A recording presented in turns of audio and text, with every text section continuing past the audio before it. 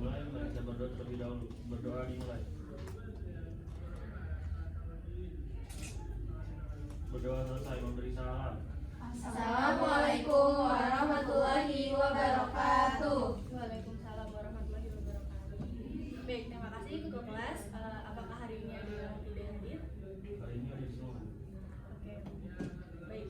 Senang sekali ya kita bisa ketemu di pertemuan kali ini. Terus sebelumnya kan minggu lalu kalian sudah menentukan masalah dan mencari data terkait masalah-masalah tersebut. Nah, maka dari itu saya ingin kalian duduk sesuai kelompok dan kalian diskusikan lagi terkait masalah-masalah tersebut. Boleh langsung saja kalian duduk berkelompok.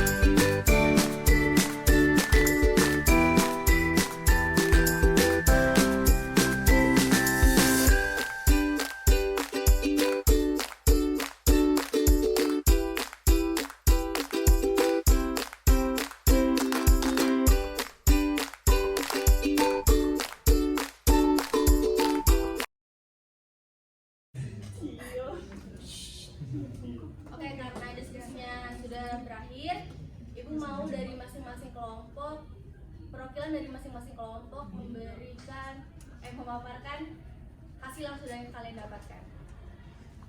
Maju ke depan, Bu. Berdiri saja sih. Perwakilannya, Bu. Iya, perwakilan. Saya Bu boleh? Boleh ya? Oke, assalamualaikum teman-teman. Waalaikumsalam. Saya dari perwakilan kelompok 1 ingin memaparkan hasil analisis yang sudah saya dapatkan. Saya dan teman-teman dapatkan mengenai kenapa sih wilayah di daerah dataran tinggi seperti Jawa Barat memiliki banyak sekali perkebunan.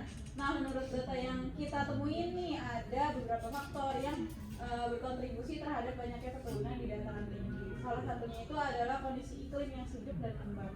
Tanaman seperti teh, kopi, terus sayur itu membutuhkan suhu yang lebih rendah untuk tumbuh dengan baik. Nah, selain itu ada juga Bu, tanah di daerah dataran tinggi lebih subur karena erosi dan sedimentasinya selama ribuan tahun yang mendukung pertumbuhan tanamannya dengan baik. Itu Bu. Oke, baik. Nah, pada yang ingin menambahkan, apalagi yang mau dipertimbangkan dari kenapa dataran tinggi itu jadi perkebunan? Saya mau menambahkan Bu. Iya, boleh ya. Berdiri Bu. Iya. Jadi sedikit bahwa elevasi atau ketinggian di daerah dataran tinggi dapat mempengaruhi pertumbuhan tanaman. Beberapa tanaman tertentu seperti teh dan kopi tumbuh lebih baik pada ketinggian tertentu. Oke, benar.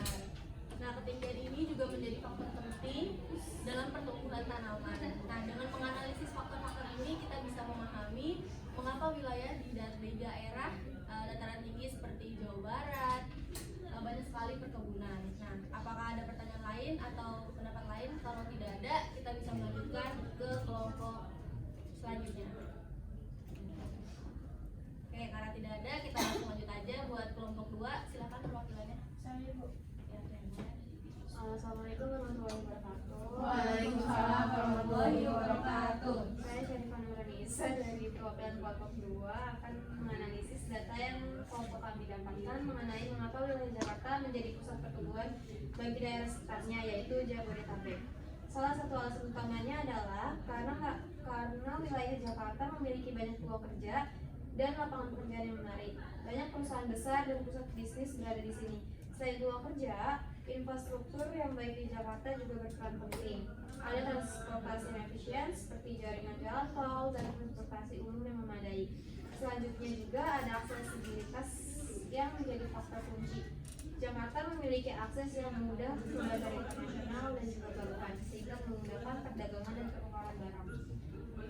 Terima kasih, Sarifah. Apa ada yang dari kalian ada yang ingin menambahkan? Saya Bu. Iya, boleh dia. Mungkin nambahin dari Sarifah, karena wilayah Jakarta itu menawarkan beragam fasilitas dan layanan, ada banyak pusat perbelanjaan, rumah sakit, sekolah dan universitas yang berkualitas Bu, yang membuat Jakarta menjadi tempat yang menarik untuk tinggal dan bekerja. Bagus. Fasilitas dan layanan yang lengkap tentu menjadi daya tarik.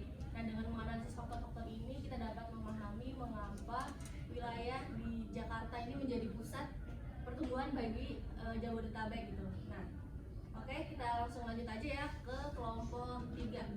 Ya, silakan. Ya, teman-teman, perkenalkan saya dulu. Selanjutnya saya akan menganalisis kenapa wilayah Pekalongan yang disebut oleh banyak orang sebagai kota batik. Dari yang saya dapatkan, Pekalongan sering disebut sebagai kota batik karena memiliki tradisi dan sejarah panjang dalam pembuatan batik. Banyak pengrajin dan perajin batik yang berasal dari Pekalongan.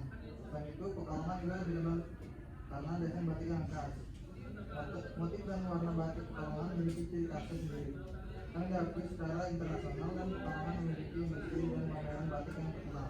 Tempat-tempat tersebut menarik banyak pengrajin batik, pembeli dan wisatawan untuk datang dan mengenal lebih jauh lagi tentang batik Pekalongan. Mungkin segitu analisis yang baru saya dapatkan dulu. Oke, baik. Terima kasih Elia. Ada yang mau menambahkan? Saya Ibu. Saya mungkin mau nambahin sedikit dari hasil analisis kelompok media. Mungkin dari segi dukungan pemerintah dan masyarakat lokal juga berkontribusi. Pemerintah daerah dan masyarakat Pekalongan aktif dalam menjaga, melestarikan dan mengembangkan industri di wilayah mereka. Gitu ya. Terima kasih Sarifah. Oke, karena setiap kelompok sudah memaparkan hasil yang sudah didapatkan, boleh tepuk tangan dong buat dia. Nah, nanti di tugas akhirnya kalian akan membuat infografis, jadi data-data yang sudah kalian dapatkan bisa kalian masukkan saja. Ya. Ibu kira cukup untuk pertemuan kali ini. Kalian bisa langsung melanjutkan tugasnya aja. Terus sebelum kita menutup kelas kali ini, mari kita berdoa. Ayo kita bahas. Sebelum kelas diakhiri, langkah baiknya kita berdoa dimulai.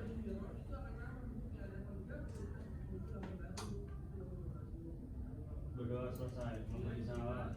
Assalamualaikum warahmatullahi wabarakatuh. Waalaikumsalam warahmatullahi wabarakatuh. Bu akhiri ya. Terima kasih Bu.